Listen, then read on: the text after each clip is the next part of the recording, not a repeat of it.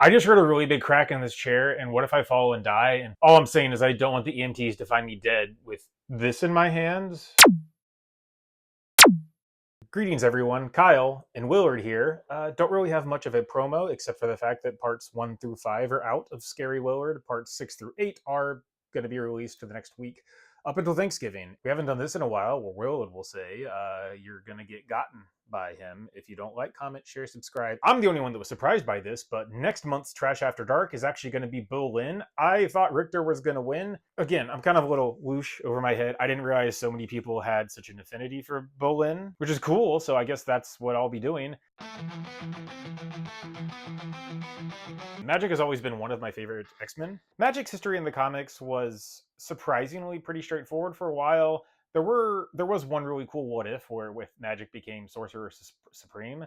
Or like when Krakoa was being invaded and they're like, oh yeah, Magik's handling it, but Magik didn't handle it. It's like Magik could have handled it. I feel like they have to kneecap Magik a lot. Magik was something that I started, I think, I want to say in 2022, thinking, haha, I can do this. My skills back then were not as good as they are now. Let's just say I put Magik on the shelf for a while, like over a year. Kind of one of the easiest parts was just doing the shirt and the shorts, I guess, because of the material that I got, the dust cover that goes under a box spring. TLDR is basically props are hard, foam is hard.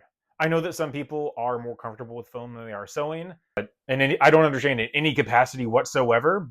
But okay, when Ryan eventually got hired, he really wanted to do Lockheed. And when Ryan said he wanted to do Lockheed, I said, well, I guess this is a good reason for me to do Magik, or at least complete Magik. So I had a reason to do it. I'd already started the costume, pretty much had all the materials, knew what con I wanted to go to, and so I started. From the start of this costume, I always knew that it was going to be very piecemeal. I had initially sewed the pants and the shirt with a single material, but as I started, thinking about the costume a little bit more and trying to do other pieces to it, it was very much, let's just collect all of the black fabric and fabric adjacent things that we can do. My foamwork skills, not really that great. I really didn't know what I was doing in this, and so every piece of the costume is very much, okay, what black adjacent stuff can I cobble together? Even looking at this right now, I don't remember what literally every piece was because it is truly an amalgamation of a bunch of just black stuff. Whatever this headpiece is called, that started as a headband, and I guess technically it stayed as a headband. This is a good lesson if you ever want to make things out of trash. If you're looking for one way to splurge or one thing to not make out of trash, always the veneer, always the ending, because people are never going to really see the guts of anything. Looking at this picture of Willard wearing this, you can kind of see some foam that ended up caught. Like I used some clay foam to spread on top. I'm pretty sure these were file folders. Out of the papery part of the file folder, made the spikes, and then as the backboning of the center, ended up using the metal part, that hangs on the, I don't know what the parts of file folders are called. Yet I know what an aglet is. Eventually, after a little bit of tape and trying to fix it up in a couple ways, I did end up having to give in and just use some clay foam. So the shoulder piece or the armor piece, the 3 layers, those 3 parts are EVA foam because I could not think of a great way to do anything outside of using some EVA foam. The little spikes, those are something that I remember I had to use screws, so I ended up screwing from the underside through the EVA foam into these nubbins. A lot of times I'll get things that I don't really have a good word for them because there's the miscellaneous category, but then there's the miscellaneous of the miscellaneous. Nubbins. I don't know what the correct term for this, but there are portable seats that you inflate. It's like a long tube, and you inflate it literally by just either running around with air to get the air inside, or you blow inside, and it's kind of like something you lay down in. I guess you do it at the beach. Well, most of that is fabric. There is some boning in there to kind of keep some structure in place. I had a busted one of those, and so especially on the legs, on the side, to kind of create just a different texture. And again, some of this was there's a lot of pieces of that because there was very durable black plastic that I could use for, I think there's underneath the gauntlet, part of the elbow piece, definitely the part down the side, something that went right under the knees so that it would actually have structure and stay up. All of that, I probably used 3-ish yards of that to just keep a lot of the other costume alive. It even goes over the boots as kind of a boot cover and almost a faux pleather strap sort of way. I'll admit some of this is an amalgamation of multiple of Magik's costumes. Under the left arm is more of that dust cover fabric for box springs, and that is, I guess it kind of looks like one cohesive piece with armor on top of it. This costume takes an insanely long time to get on because there are so many pieces that connect together with snaps and velcros hidden under the different parts of things. I know my vocabulary is kind of lacking here because, again, it's just like stuff. So there was this other black material that was wrapped around, you know, those bed slats that kind of like make a box spring. There was a covering for that acted as a kind of detached dust cover. That's what, it's kind of hard if I have to zoom in here, but around like the knees and around the well, I know the entirety of the boots were made out of these and parts of the gloves, but all of that is basically a different texture of dust cover.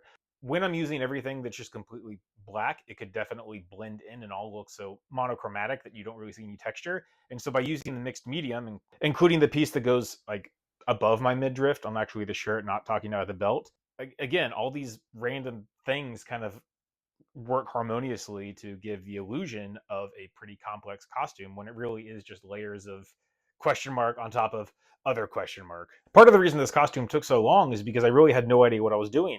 And this process of just followed by followed by I don't know what that was. It took so long just to figure out everything. For example, the belt, everything on there is once again trash. I think I had to disassemble one of my grandmother's purses that I think she spilled like a bunch of Pepto Bismol in it and it stained the inside and she didn't like that.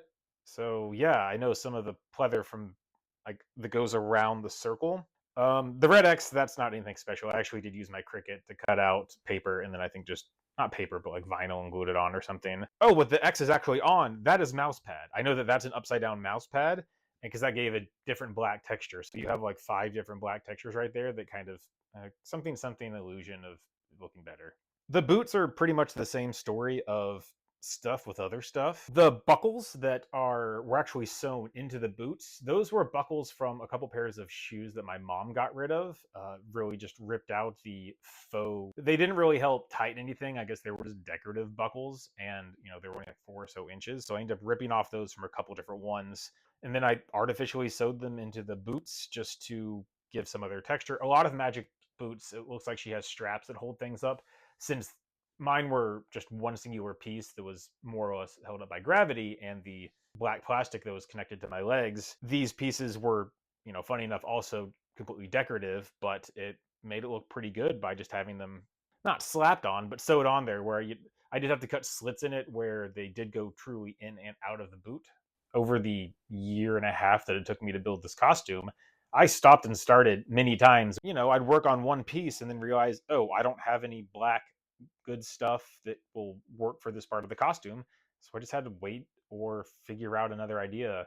So really from head to toe, it's stuff on stuff. And now we talk about the sword. I'm not gonna lie, this sword was not very fun. Starting on it, I look very happy right now with this sword. I got this insulation foam from a theater company in town, and the main part of the hilt, it's that corrugated wood that is mostly just particulates and glue kind of smashed together. After I put that on there, I quickly realized, oh no, this is gonna be insanely heavy and incredibly brittle. And then I'm Kyle, decided to be really dumb and then use drywall screws because those are what I had at the time. With an incredibly brittle material of insulation foam, I put basically just sawdust glued together at the end of the day, and then decided to connect that with the most brittle of all screws, drywall screws.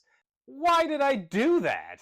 I don't know. The sides, the little, I guess, phalanges, for lack of a better term, those are held in by more drywall screws. There's just a lot of drywall screws on here. After holding up the sword and moving it around and hearing things creaking, I'm pretty sure that before I added more structure, if I took the sword and moved it very quickly, not only would the hilt break off, but at the same time, the force would cause the 2 pieces of corrugated wood on both sides of the sword to do this to the foam, and I'd end up with just 3 pieces where the entire sword would break. Fair amount of glue and tape to just cobble this all together to make a structure before I added the veneer on it. And see, look, another life lesson. Ultimately looks good, even though the ground layers were just Bleh. The handle was one of the biggest problems because I didn't want to cut off any of the wood. Screws do need a decent amount of wood body, for lack of a better term, to hold in place. Like if there's no wood there, you can't the screw in. So I couldn't really shave off much of the wood to make a more round handle, so it's pretty thick. And then me, the dummy that I am, I was like, oh, I'll wrap this in an old sweater that I really hated. My mom got me, and I've always hated that sweater. So happy to get rid of it. That is wrapped around the handle to give some comfort and stability along with volume, because the handle was somehow too big and too small at the same time, so it needed volume in unique ways. You know who didn't Google what spray paint does to insulation foam? I didn't. You know what it does? It melts it. So to this point, I have been suffering with this sword for like a month. So now that the sword was melted, I decided, you know what? This is kind of unsmooth in some places. How should I smooth some of this melted material down? Should I put some surface over it like paper or anything like that? No. I decided to use drywall mud, which is very heavy and takes a long time to dry. So it was like 2 weeks of some point during the day, add some drywall mud. The next day, when it finally dried, or maybe 2 days later, sand it off and realized I needed more. So that was a 2 week long process of why am I doing this to myself? Eventually, I ended up putting a sealer on it as well. I did actually have a sealer before I put the spray paint, but the spray paint, I guess, permeated my glue barrier. Yeah, just a lot of paint and drywall mud and drying and sanding and paint and drywall mud and sanding and drying and painting and drying and sanding and painting. Ultimately, I won. I defeated this costume. It didn't defeat me. But something else defeated me. After Ryan and I made Lockheed and we went to the Nashville Comic Con, first of all, it started raining, and none of this costume can survive the rain. My sword would melt in the rain because of all the drywall mud. You don't want to rehydrate drywall mud too much. So we had to put, I think it was basically a tent that Ryan put on me, and I held onto his shoulder while I have the sword like in my grasp.